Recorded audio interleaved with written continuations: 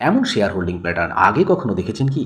যেখানে প্রোমোটারদের holding 52.78%, foreign institutions holding 12.69%, আর domestic institution holding 31.44%।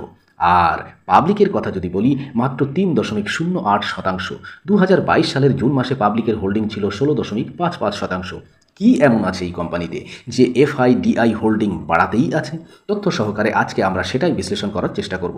কেন domestic institution আর foreign ইনস্টিটিউশনসের এত পছন্দের এই কোম্পানি? এমন কি আছে এই কোম্পানির বিজনেস মডেলে? সেটাই আমাদের আজকের আলোচনার বিষয়। সবার প্রথমে এটা দেখে নেওয়া যাক, পাবলিক এই কোম্পানি ছেড়ে পালিয়ে গেল কেন। কোম্পানির লিস্টিং হয়েছে 2021 সালের শেষের দিকে, আর আজ এটা 2024 সালের আগস্ট মাস। এর মধ্যে কোম্পানি কোনো রিটার্নই দেয়নি। 3 বছর রিটার্ন না মিললে পাবলিক কি সেখানে মজা করবে না মজা পাবে? পাবলিকের কোনো কালই কি এত পেশেন্স ছিল না আছে? রিটার্ন না মেলা একটা কারণ, 2 নম্বর কারণ ভ্যালুয়েশন। কোম্পানির ভ্যালুয়েশন বড্ড বেশি। কোম্পানির